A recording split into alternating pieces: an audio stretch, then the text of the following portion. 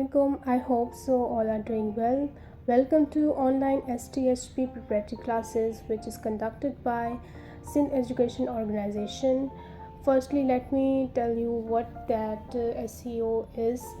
SEO actually में है क्या? SEO एक स्टूडेंट एम्पावर्ड ऑफिस है, सिंध एजुकेशन ऑर्गेनाइजेशन है जो IB के स्टूडेंट्स ऑर्गेनाइज़ करवा रहे हैं एंड मोस्टली जो हमारी टीम्स हैं वो भी हमारी IB यूनिवर्सिटी से ही हैं और इनके जो प्रेसिडेंट हैं मिस्टर अली बख्श तोनियो वो भी एक स्टूडेंट हैं IB यूनिवर्सिटी से और ये हमारे पास एक हमारे इस ऑर्गेनाइजेशन के प्रेसिडेंट हैं। अच्छा, जो हमारा इनिशिएटिव है इस ऑर्गेनाइजेशन को ऑर्गेनाइज़ करने का और हमसे पहले जो हमारी टीम्स ने रही हैं उन सब का ये इनिशिएटिव है रहा है वो है कि एजुकेशन अपॉर्चुनिटीज़ को हम उन स्टूडेंट्स तक पहुंचाएं जो मोस्टली स्टूडेंट्स अवेल नहीं कर सकते, मतलब कि उनको पता नहीं होता कि कौन सी अपॉर्चुनिटीज़ आई हुई हैं और हमने किस तरह से स्कॉलरशिप्स वगैरह जैसे अपॉर्चुनिटीज़ होती हैं। तो इस तरह की चीज़ों को हमने मतलब कि देखते हुए इन स्टूडेंट्स के लिए हमने ये ऑर्गेनाइजेशन ऑर्गेनाइज़ करवाई है। जैसे कि हम डिफरेंट यूनिवर्सिटीज़ के मॉक टेस्ट जो है ना कंडक्ट करवाते हैं जिसमें हम स्टूडेंट्स को ये बताते हैं ताकि उनको ये पता चल सके कि उन यूनिवर्सिटीज़ के जो मॉक टेस्ट होते हैं वो कैसे होते हैं और उनका पैटर्न कैसे होता है, जो कि मोस्टली स्टूडेंट्स को नहीं पता होता।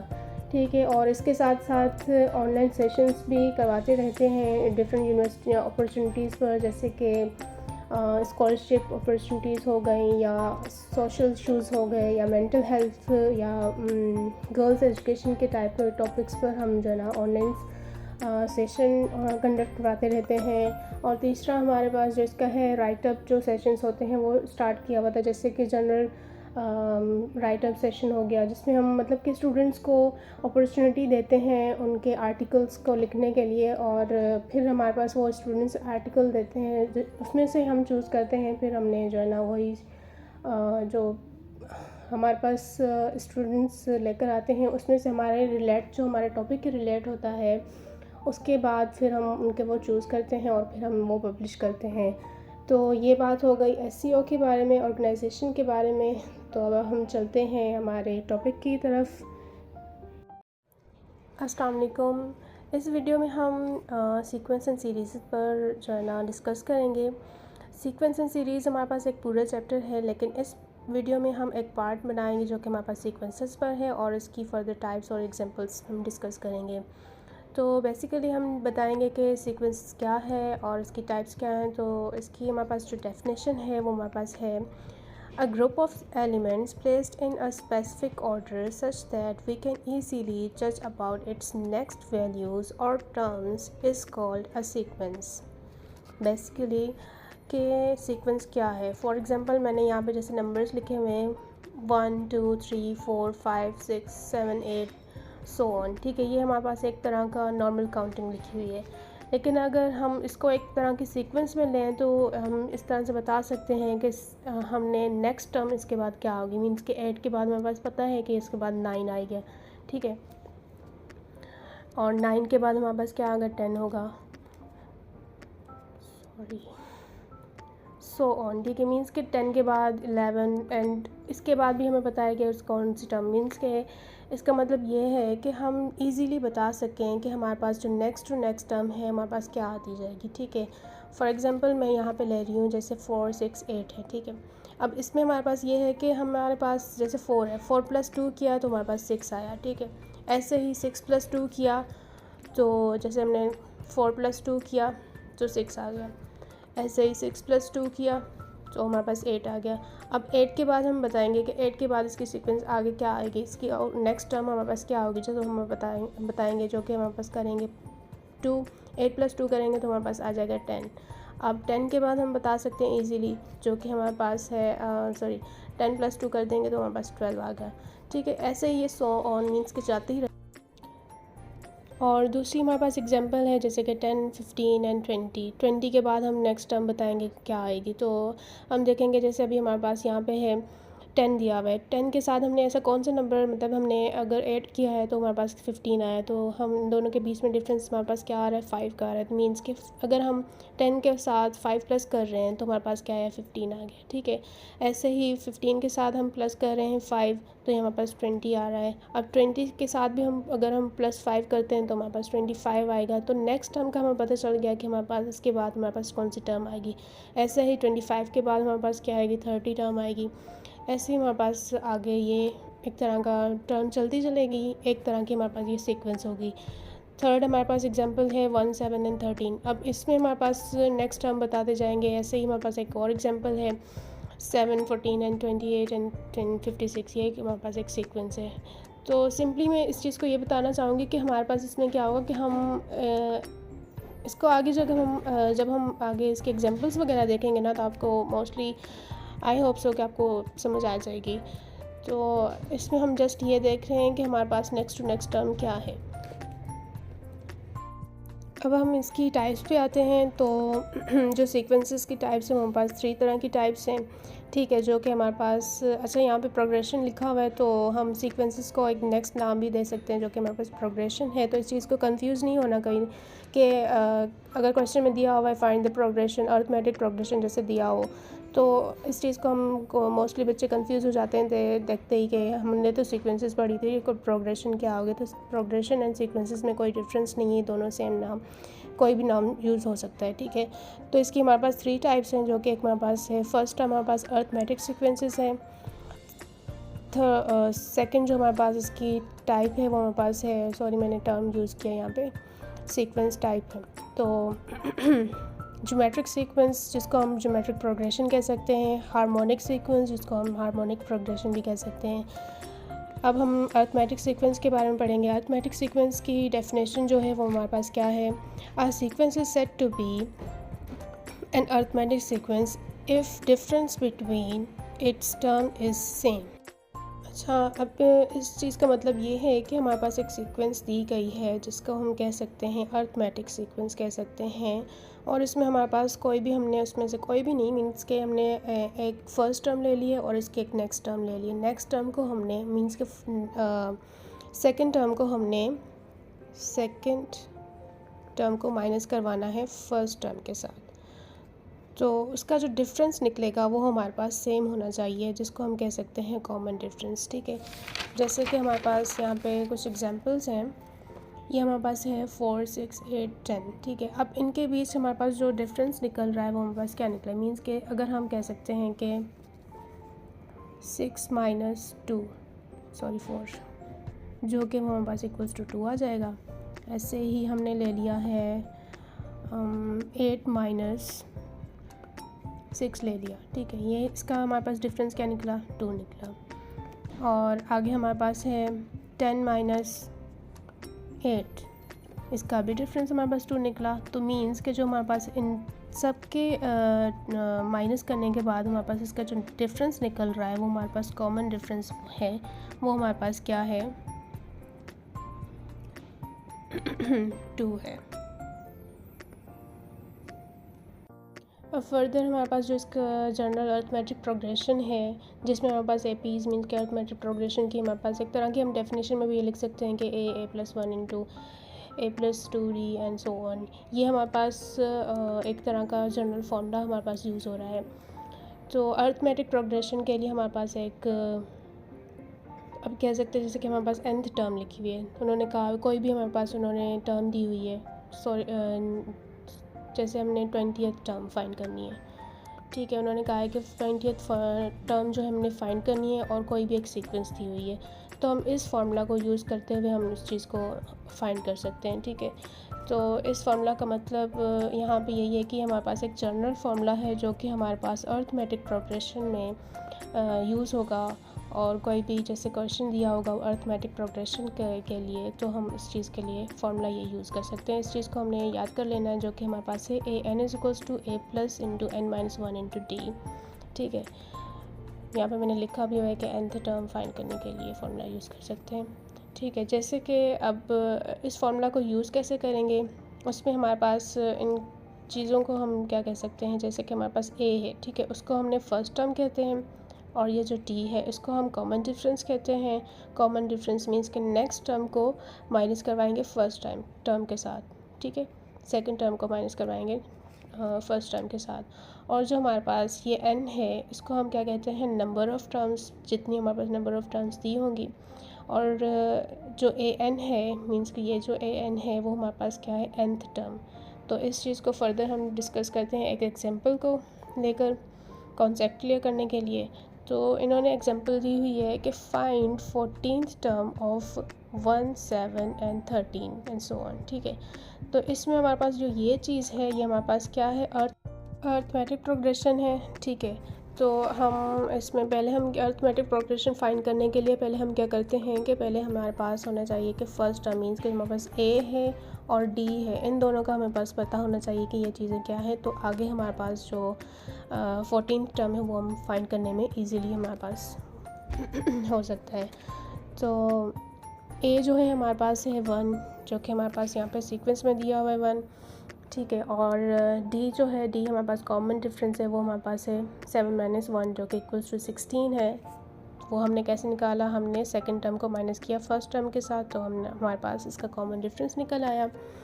और एन जो है हमारे पास 14 है। 14 क्यों, क्योंकि उन्होंने हमारे पास जो गिवन दिया हुआ है, उन्होंने क्या कहा है कि 14th टर्म फाइंड करनी है। तो 14th मीन्स कि हमारे पास जो गिवन नंबर टर्म्स हैं वो हमने फाइंड करनी है।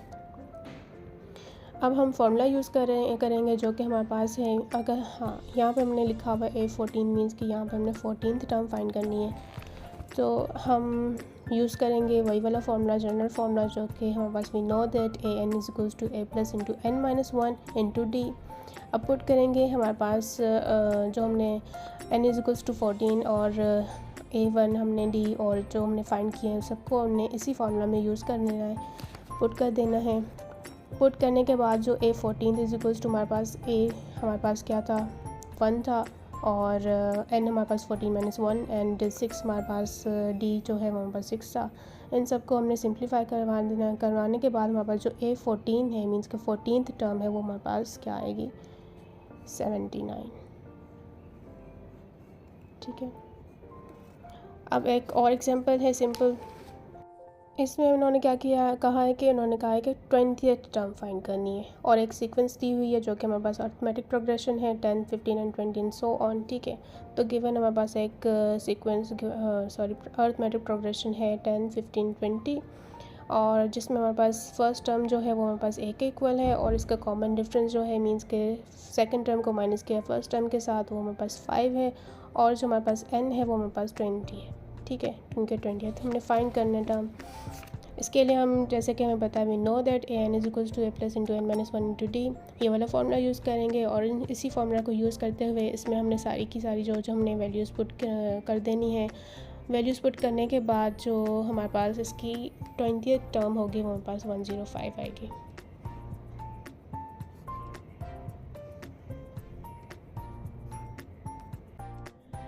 इसी अर्थमेटिक प्रोग्रेशन की जो है ना हमारे पास एक और एग्जांपल है जिसमें हमारे पास थोड़ी सी डिफरेंस है। उधर हम सिंपल यूज़ कर रहे थे, एक तरह की हमने 17 या 14 या कोई भी हम टर्म्स यूज़ कर रहे थे फाइंड करने के लिए, एक सीक्वेंस दी हुई थी।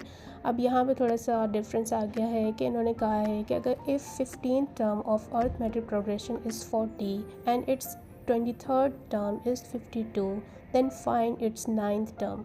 इन्होंने क्या कहा है कि हमने 9th टर्म फाइंड करनी है और 17th टर्म हमारे पास 40 दी हुई है और 23rd टर्म हमारे पास 52 दी हुई है, ठीक है। मोस्टली बच्चे इस तरह के क्वेश्चंस को देखते ही कंफ्यूज हो जाते हैं, तो ऐसे ही इसी तरह के टाइप्स के जो है ना क्वेश्चंस आते हैं पेपर में, तो हम इन तरह के क्वेश्चंस को भी देखेंगे। अब हमने इस तरह के क्वेश्चंस को देखते ही कंफ्यूज नहीं होना, बस हमने जो जो चीज़ हमें पता है बस वही चीज़ उन्होंने गिवन दी हुई है वो लिख देनी है और आगे हमने खुद से अपना प्रोसीजर जो होता है इस चीज़ का हमने स्टार्ट कर देना है। तो इन्होंने जैसे कहा है कि A17 हमारे पास क्या था, 40 था, तो हमने A17 हमारे 40 ले लिया और A23 हमारे पास 52 गिवन था और हमने फाइंड क्या करना है, 9th टर्म फाइंड करनी है, ठीक है। उसके लिए हम वही वाला फार्मूला यूज़ कर लेंगे, जनरल फार्मूला जो हमारे पास है, a n is equal to a plus into n minus one into d. Equation 1 consider कर देंगे, ठीक है। उसके बाद हमने क्या करना है, simply n is equals to put कर देना है 17 एंड 23 इन इक्वेशन 1, ठीक है। इसी इक्वेशन में हमने एन के वैल्यूज़ को बारी बारी पुट कर देना है, जो कि हमने 2 पार्ट्स में किया है। एक इक्वेशन कंसिडर 2 की है और एक जो है हमने कंसिडर किया थर्ड इक्वेशन, जिसमें हमने 17 पुट कर दिया है। तो हमारे पास ए प्लस इंटू मीन्स के जो एन है वहाँ पे हमने 17 पुट कर दिया है। तो 17 पुट करने के बाद हमारे पास जो A17 था वो हमारे पास 40 दिया हुआ था, 40 पुट किया। 40 is equals to a plus into 16 into d, ठीक है। ये हमने कंसिडर कर दिया इक्वेशन 2। ऐसे ही आगे हमने इसी इक्वेशन को, फर्स्ट इक्वेशन को यूज़ कर, तो यहाँ पे हमारे पास ये जैसे 23 है, उसको पुट मीन्स के एन की जगह हमने 23 पुट कर दिया, a plus into 23 minus 1 into d, और यहाँ पे हमारे पास ये इक्वेशन 3 हो जाएगी। अब हमने क्या करना है, सिंपली इन दोनों इक्वेशंस को 2 एंड 3 को हमने सब्ट्रैक्ट कर देना है। सब्ट्रैक्ट करने के बाद हमारे पास क्या होगा कि हमारे पास डी की वैल्यू निकल आएगी। जैसे कि हमने 40 is equals to a plus 16 d और 52 is equals to a plus 22 into d, ठीक है। इनकी हमारे पास सब्ट्रैक्शन हमने करनी है, तो हमने इनके जो साइंस होंगे उन्हें चेंज कर देंगे। चेंज करने के बाद हमारे पास -12 is equals to -6 into d आ गया। अब ये -6 जो है इधर जाके डिवाइड हो जाएगा, तो माइनस माइनस से कैंसिल हो जाएगा। 12/6 जो होगा वो हमारे पास होगा इक्वल्स टू 2, मीन्स के जो हमारे पास डी है, कॉमन डिफरेंस है, वो हमारे पास 2 आ गया। अब हमने क्या करना है, इसी जो डी को है हमने पुट कर देना है इक्वेशन 2 में, ठीक है। इक्वेशन 3 में भी पुट कर सकते हैं, इक्वेशन 2 में भी पुट कर सकते हैं, तो हम इक्वेशन 2 में पुट करेंगे। इक्वेशन 2 में पुट करने के बाद हमारे पास क्या आ गया, 40 is equals to a plus into 16 into d, means कि डी की जगह हमने पुट कर दिया 2 इंटू 16, हमारे पास 32 आ गया। 32 इस साइड जाके माइनस हो जाएगा। माइनस होने के बाद हमारे पास जो ए की वैल्यू होगी वो हमारे पास ए इज इक्वल्स टू 8 आ गया। अब हमने इसी तरह से ए की भी वैल्यू हमने फाइंड कर ली है और डी की भी वैल्यू हमने फाइंड कर ली है। तो हमने क्वेश्चन में उन्होंने क्या कहा था कि फ़ाइंड करना है 9th टर्म। अब हम इस चीज़ पे आते हैं। 9th टर्म फाइंड करने के लिए हमने वही जनरल फार्मूला यूज़ करना है, जो कि हमारे पास a n is equal to a plus into n minus 1 into d है, ठीक है। इसी फार्मूला को यूज़ करते हुए हमने ए की वैल्यू पुट कर देनी है और हमने जो डी की वैल्यू फाइंड की थी वो वाली वैल्यू पुट कर देनी है इसी फार्मूला में। तो हमारे पास A9 मीन्स कि 9th टर्म हमारे पास फाइंड हो जाएगी। जैसे हमने पुट किया है n is equals to 9 in equation 1, ठीक है, और A की वैल्यू और D की वैल्यू हमने पुट की है। तो A की वैल्यू पुट कर दी, उसके बाद n की जगह हमने 9 पुट कर दिया, 9 माइनस 1 8 आ गया। तो 8 इंटू 2 मीन्स के D की जो 2 वैल्यू फाइंड की थी उन दोनों को हमने मल्टीप्लाई करवा देना, 8 इंटू 2। उसके बाद फिर हमारे पास 8 प्लस 16 आ जाएगा। तो A9 जो है 9th टर्म है वो हमारे पास क्या है, 24। आई एम श्योर दैट कि आप लोगों को समझ आ चुकी होगी अभी तक, जो मतलब मैंने अरिथमेटिक प्रोग्रेशन के बारे में बताया है एंड सीक्वेंस के बारे में बताया है। तो आई होप सो कि आपको पता चल गया होगा कि आगे हमने एक और एग्जांपल देखनी है इसी की, अरिथमेटिक। अभी हम इसी तरह के एक और क्वेश्चन में देखेंगे। ये हमारे पास है, find the term of arithmetic progression whose 14th term is 28 and other 3 consecutive terms are 16, 18 and 20, ठीक है। अब ये भी एक तरह का डिफरेंस क्वेश्चन है, ठीक है। पिछले वाले क्वेश्चन में जिसमें हमारे पास कुछ टर्म्स दी हुई थी और हमने 9th टर्म फाइंड करनी थी, लेकिन अब इधर हमारे पास क्या है, कंसेक्यूटिव टर्म्स दी हुई हैं, ठीक है। और इसमें हमारे पास जो 14th टर्म है वो हमारे पास गिवन है 28 के, और हमारे पास हमने फाइंड क्या करना है, 5th टर्म फाइंड करनी है। तो ये भी एक तरह का डिफरेंट क्वेश्चन है उसके थ्रू।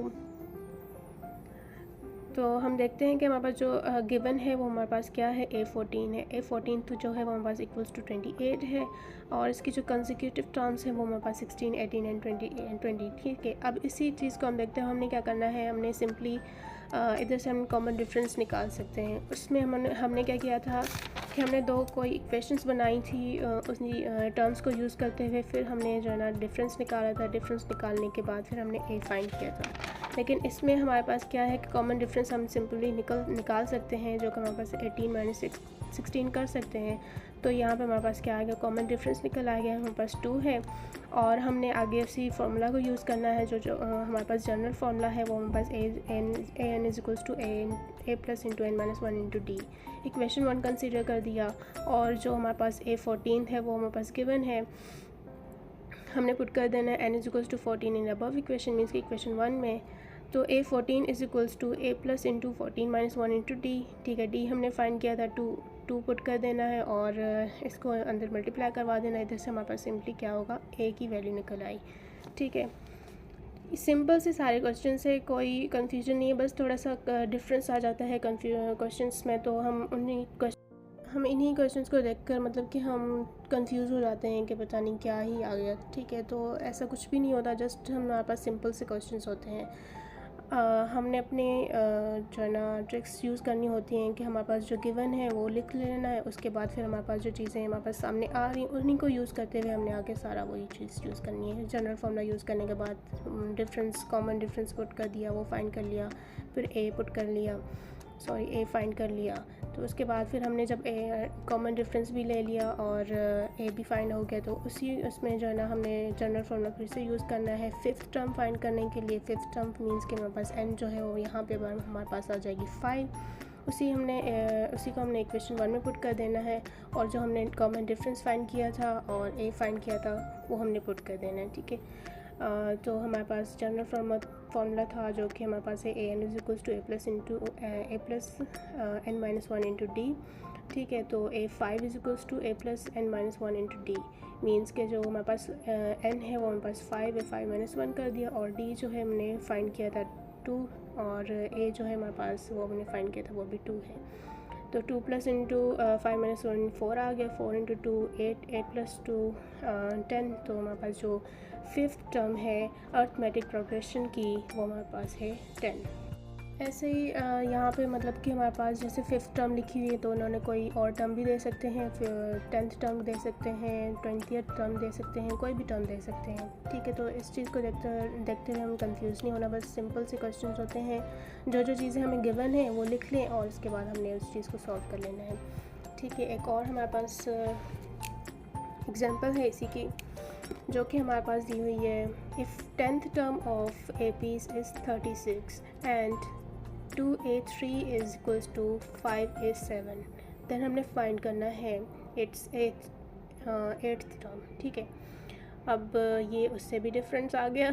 ठीक है, तो किसी ने कंफ्यूज नहीं होना, सिंपल सा हमने लिख लिया। हमारे पास क्या है कि 10th जो है वो हमारे पास क्या है 36 गिवन। ठीक है, वो इक्वल ले लिया, और दूसरी हमारे पास इक्वेशन दी हुई है। इक्वेशन क्या दी हुई है, 2a3 is equals to 5a7। ठीक है, ये हमने ले लिया, इक्वेशन ए कंसिडर कर लिया। और वी नो दैट, जैसे कि हमें पता है कि जनरल फॉर्मूला हमारे पास है n is equals to a plus bracket n minus 1 into d.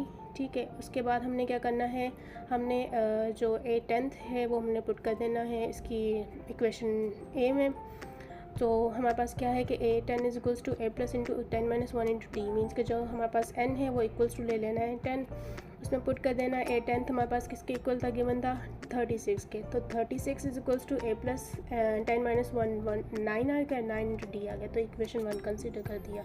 अब हमने क्या करना है, अब a23 is equals to 5a7, यहाँ पे हम पुट कर रहे हैं 3 and 7, तो 3 and 7 कहाँ से आए, कंफ्यूज नहीं होना, 3 and 7 यहाँ से आया है। जो हमारे पास a के साथ 3 लिखा हुआ है और a के साथ 7 लिखा हुआ है, मीन्स के a के साथ n। ठीक है, n होता है ना, तो यहाँ पे जो ये वाली चीज़ होती है यहाँ पे हम उसके n की वैल्यू। ठीक है, तो n is equals to 3 and 7 ले लिया, उसको हमने इक्वेशन में पुट कर देना है, जो कि हमारे पास जनरल फार्मूला है, इक्वेशन है जो an is equals to a plus into n minus 1 into d. ठीक है, हमने बारी बारी हमने पहले 3 पुट कर देना n की जगह, फिर हमने 7 पुट कर देना है।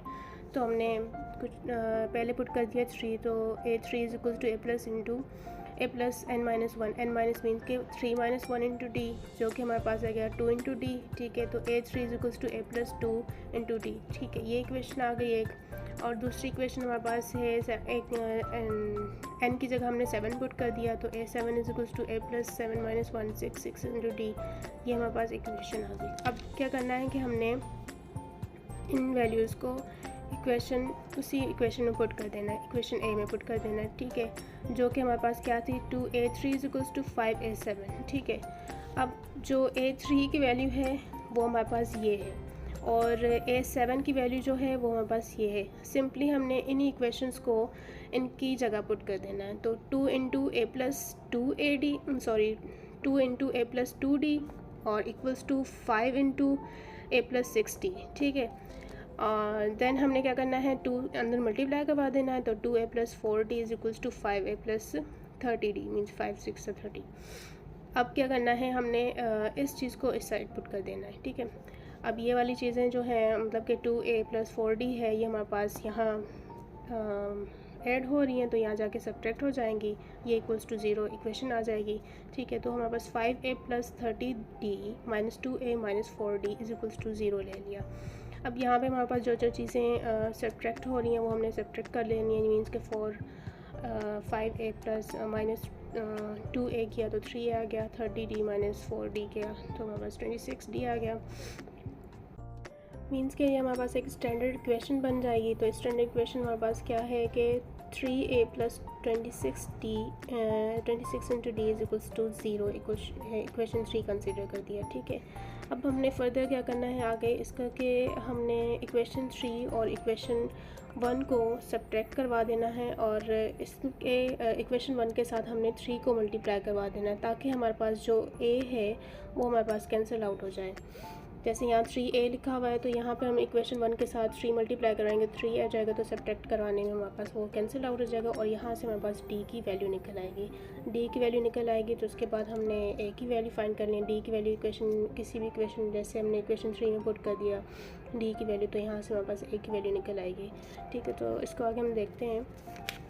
अच्छा, ये चीज़ हमने जो ये वाली चीज़ की है ना कि हमने a3 इज इक्वल्स टू मतलब कि n की जगह 3 and 7 क्यों पुट किया है, हमने ये वाली चीज़ें क्यों यहाँ से लिए, इसलिए लिए ताकि हम जो है ना d की वैल्यू और a की वैल्यू फाइंड कर सकें। और इसका मकसद यही है कि हमने फाइंड ही क्या करना है, 8th टर्म फाइंड करनी है, ठीक है। तो इक्वेशन 3 हमने ले ली, उसके बाद हमने क्या किया, इक्वेशन सब्ट्रैक्ट करवाया इक्वेशन 3 और इक्वेशन 1 को, और 1 के साथ हमने इक्वेशन 1 के साथ हमने 3 को मल्टीप्लाई करवाया है, जो कि हमारे पास ये है, ठीक है। इसके साथ हम 3 को मल्टीप्लाई करवाएंगे तो हमारे पास कुछ इस तरह से आएगा कि 3a is equals to 27d और इज़ इक्वल्स टू यहाँ पे d and is equals to, ये हमारे पास 0 था, इक्वेशन 3 इक्वल्स टू 0 थी। यहाँ हमारे पास 36 था, तो 36 इंटू 3, तो हमारे पास इसका कैलकुलेट हम कर सकते हैं, तो हमारे पास आ जाएगा 108, ठीक है। अब इसमें से हमारे पास ये चीज़ कैंसिल आउट हो रही है, ठीक है, ये चीज़ कैंसिल आउट हो जाएगी। उसके बाद हमारे पास आ जाएगा 26d माइनस इंटू 27d, ठीक है। तो यहाँ पे जो बड़ा नंबर होता है इसी का साइन लगता है, तो यहाँ पे -1 into d is equals to आ जाएगा -108, क्योंकि यहाँ पे ये माइनस हो रहे हैं तो 0 तो नहीं हो सकता ना, इसलिए। तो हमारे पास जो कॉमन डिफरेंस आया, जो d की वैल्यू है हमारे पास आ गई है 108, ठीक है। अब इसी को हमने क्या कर देना है, किसी भी इक्वेशन में पुट कर देना। हमने क्या किया, इक्वेशन 3 में पुट कर दिया है, ठीक है। तो यहाँ हमारे पास सॉरी इक्वेशन 1 में पुट किया है, 3 में नहीं, इक्वेशन 1 में पुट किया है। तो जो कि हमारे पास इक्वेशन 1 थी 36 is equals to a plus 9d, ठीक है।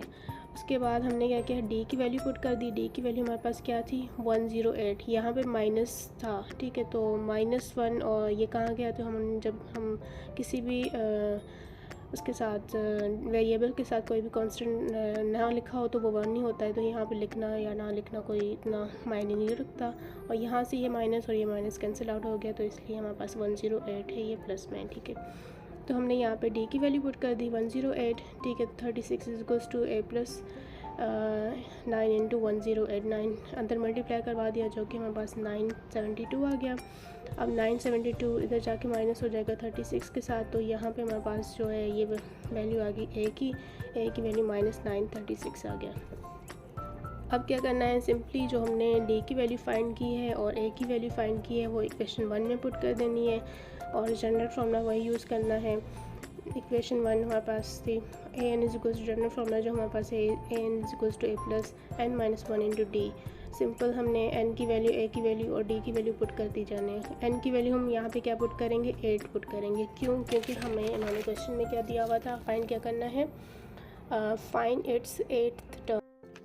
एट्थ टर्म फाइंड करनी है, तो हम इसी फार्मूला को यूज़ करेंगे, जनरल फार्मूला यूज़ करेंगे। जनरल फार्मूला यूज़ करने के बाद इसमें हमने ए की वैल्यू, डी की वैल्यू और एन की वैल्यू इसमें पुट कर देनी है। ए की वैल्यू हमारे पास -936 है, एन हमारे पास 8 है, 8 - 1 7 हो जाएगा, और डी हमारे पास क्या है 108। तो इन दोनों